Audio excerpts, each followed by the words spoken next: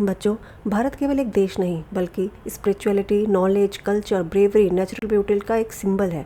इस कविता यह है भारत देश हमारा में कवि ने पूरे प्राइड के साथ भारत की महानता का वर्णन किया है। आइए जानते हैं कि कवि अपने देश को दुनिया का सबसे महान देश क्यों मानते हैं। चमक रहा उत्तुंग हिमालय, यह नगराज हमारा ही है। यहाँ कवि अपने भारत पर प्राइड फील करते हुए कहते हैं कि हमारा हिमालय जो इतना ऊंचा, बड़ा, खूबसूरत और चमकदार है, जिसे हम किंग ऑफ माउंटेन्स भी कहते हैं, ऐसा हिमालय केवल हमारे पास ही है। धरती पर जिसका जोड़ नहीं, वह नगराज हमारा ही है। पूरी दुनिया में इसके जैसा कोई और माउंटेन नहीं है, ऐसा किंग ऑफ माउंटेन्स हमारे ही पास है। रिवर हमारी है गंगा, जो प्लावित करती है मधुरस सी धारा। अब यहाँ पर जो कवि हैं वो गंगा नदी के ग्लोरी के बारे में बात करते हैं। उनके अकॉर्डिंग गंगा केवल एक नदी नहीं बल्कि भारत की लाइफलाइन है। इसका साफ, मीठा और प्योर फ्लोइंग वाटर पूरे देश को जीवन देता है। क्या कहीं और भी ऐसी पावन कलकल करती धारा बहती है? लास्ट में गर्व से कवि कहते हैं कि क्या दुनिया में ऐसी पवित्र, सुंदर नदी मिल सकती है जिसकी कलकल करती मीठी आवाज़ सुनकर मन को शांति और खुशी फील होती हो। अब यहाँ पे कलकल जब नदी बहती है तो उसमें से जो आवाज़ आती है, उस आवाज़ को हम लोग कलकल बोलते हैं। उनका मानना है कि नेचर की ऐसा प्रेशियस ट्रेजर केवल भारत के पास ही है, इसलिए भारत दुनिया का सबसे सुंदर और ग्रेट देश है। सम्मानित जो सकल विश्व में महिमा जिनकी बहुत रही है। यहाँ कवि कहते हैं कि हमारा भारत ऐसा देश है जिसकी ग्रेटनेस पूरी दुनिया में फेमस है। अगर हम इसका एग्जाम्पल देखें तो आज भी दुनिया के कई लोग भारत में योग, आयुर्वेद और मेडिटेशन सीखने के लिए आते हैं।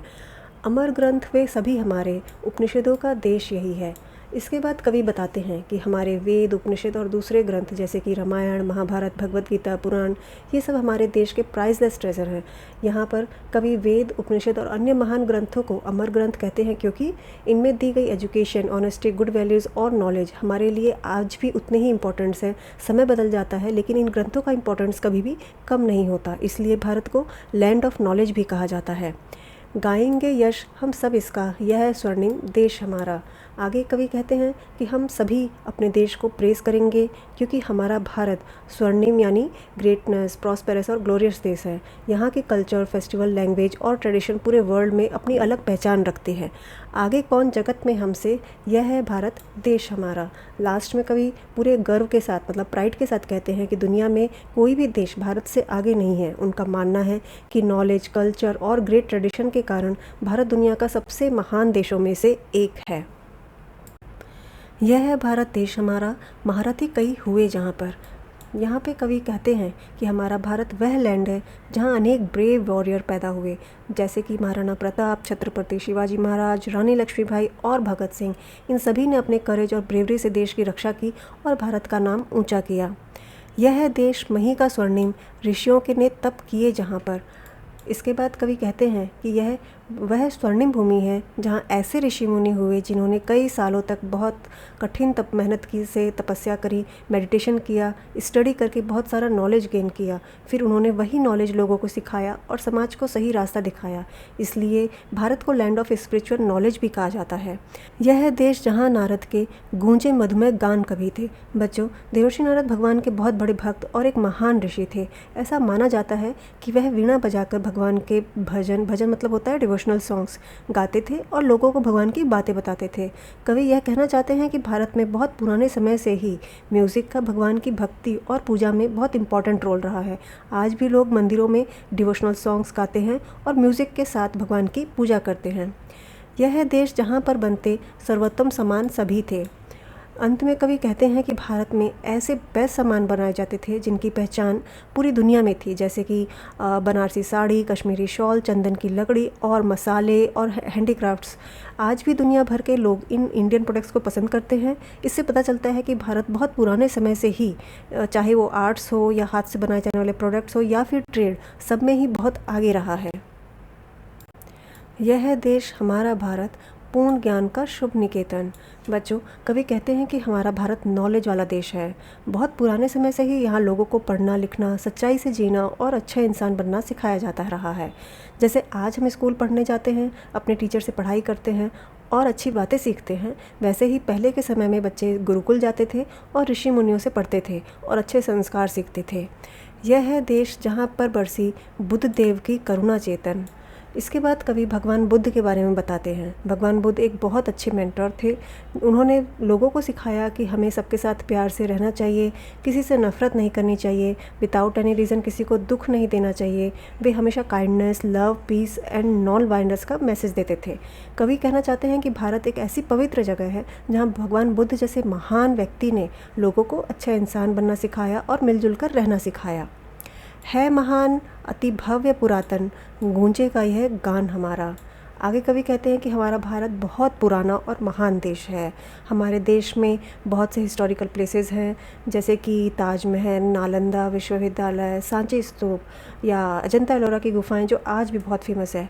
ये सभी हमें भारत के प्राउड हिस्ट्री और ग्रेट कल्चर की याद दिलाती हैं। इसलिए आज भी पूरी दुनिया में भारत की तारीफ़ की जाती है और आने वाले समय में भी करती रहेंगे। है क्या हमसा कोई जग में, यह है भारत देश हमारा। अंत में कवि कहते हैं कि भारत दुनिया का सबसे ख़ास देश है। यहाँ की एजुकेशन, कल्चर, एंशियंट हिस्ट्री और गुड वैल्यूज़ भारत को सबसे अलग बनाते हैं। इसलिए पूरी दुनिया भारत की तारीफ़ करती है। विघ्नों का दल चढ़ाए तो उन्हें देख भयभीत न होंगे। कवि कहते हैं कि अगर हमारे सामने कोई मुश्किल या दुश्मन आ जाए तो हमें डरना नहीं चाहिए। हमें करेज और कॉन्फिडेंस के साथ उसका फेस करना चाहिए। जैसे अगर कोई एग्ज़ाम है, बहुत हार्ड है और उसमें कोई नई प्रॉब्लम भी आ रही है तो हमें पैनिक नहीं होना चाहिए, बल्कि उसका करेज के साथ उस प्रॉब्लम को सॉल्व करना चाहिए। अब न रहेंगे दलित दीन हम, कहीं किसी से हीन न होंगे। इसके बाद कवि कहते हैं कि अब भारत के लोग किसी से कम नहीं हैं। हम अपनी मेहनत और सेल्फ कॉन्फिडेंस से आगे बढ़ रहे हैं। इसको थोड़ा सा एग्जांपल के साथ समझते हैं। आज भारत साइंस, स्पेस और स्पोर्ट्स में नई नई सक्सेस अचीव कर रहा है और चंद्रयान, जैसे कि चंद्रयान 3 का चांद पर पहुंचना, इंडियन प्लेयर्स का ओलंपिक मेडल में जीतना, यह दिखाता है कि भारत आज सभी फील्ड्स में आगे बढ़ रहा है और किसी से पीछे नहीं है। क्षुद्र स्वार्थ की खातिर हम तो कभी न ओछे कर्म करेंगे। आगे कवि बताते हैं कि हमें अपने छोटे छोटे फ़ायदे के लिए कभी भी गलत काम नहीं करना चाहिए। हमेशा सच बोलना चाहिए, ईमानदारी से काम करना चाहिए और सही रास्ते पर चलना चाहिए। जो व्यक्ति सच्चाई और ईमानदारी से जीवन जीता है वही लोगों का ट्रस्ट और रिस्पेक्ट अर्न कर पाता है। पुण्य भूमि यह भारत माता, जग की हम तो भीख न लेंगे। लास्ट में कवि प्राइड से कहते हैं कि हमारा प्यारा और रिस्पेक्टेड भारत, जहाँ पर हम पैदा हुए हैं, हमें इतना कैपेबल बनना चाहिए कि हमें दूसरे देश के सामने हेल्प के लिए डिपेंड ना रहना पड़े। इसको थोड़ा भी एग्जांपल से समझते हैं। जैसे मान लीजिए एक स्टूडेंट को स्कूल में कोई प्रोजेक्ट मिला है, वो स्टूडेंट वो प्रोजेक्ट अपने किसी फ्रेंड से कंप्लीट करवाता है तो उसे कुछ नया सीखने को नहीं मिलेगा। लेकिन अगर वह खुद प्रोजेक्ट वो कंप्लीट करे तो उसे नॉलेज इंक्रीज़ होगा, उसका सेल्फ कॉन्फिडेंस हाई होगा। इसी तरह एक देश भी जब अपनी रिक्वायरमेंट की चीज़ें खुद बनाता है तो हर काम के लिए उसे दूसरे देश पर डिपेंड नहीं रहना पड़ता है, तो वह स्ट्रॉन्ग और सेल्फ सफिशिएंट बनता है। मिश्री मधु मेवा फल, सारे देती हमको सदा यही है। कदली चावल अन्न विविध, अरु और शीर लुटा रही है। इन दोनों लाइंस में कवि कहते हैं कि भारत की धरती हमें खाने पीने की लगभग सारी चीज़ें देती है। यहाँ तरह तरह के फल, अनाज, दूध, शहद और मेवे मिलते हैं। इसका मतलब है कि भारत की लैंड बहुत ही फर्टाइल है और खेती के लिए बहुत ही अच्छी। जैसे पंजाब से हमें गेहूँ मिलता है, पश्चिम बंगाल से हमें चावल, केरल से हमें केले, नारियल, कश्मीर से हमें सेब तथा राजस्थान से हमें बाजरा मिलता है। इसका मतलब है कि हमें हर स्टेट से कुछ ना कुछ मिलता है और हर स्टेट से हमें अलग अलग फसलें मिलती हैं। इसको एक सिंपल एग्जांपल से समझते हैं। आज भारत की जनसंख्या मतलब पॉपुलेशन ऑलमोस्ट 150 करोड़ है। इतनी बड़ी पॉपुलेशन होने के बाद भी हमारे देश के लोगों के लिए अधिकतर अनाज, फल और सब्जियां हम अपने देश से ही उगाते हैं। यह दिखाता है कि भारत की धरती कितनी फर्टाइल है, मतलब भारत की लैंड कितनी फर्टाइल है कि वो ऑलमोस्ट 150 करोड़ वाली पॉपुलेशन को भी खाना खिला सकती है। अगर हम इसको अमेरिका से कंपैरिजन करें तो अमेरिका की पॉपुलेशन हमारे कंपैरेटिवली में ओनली 35 करोड़ ही है।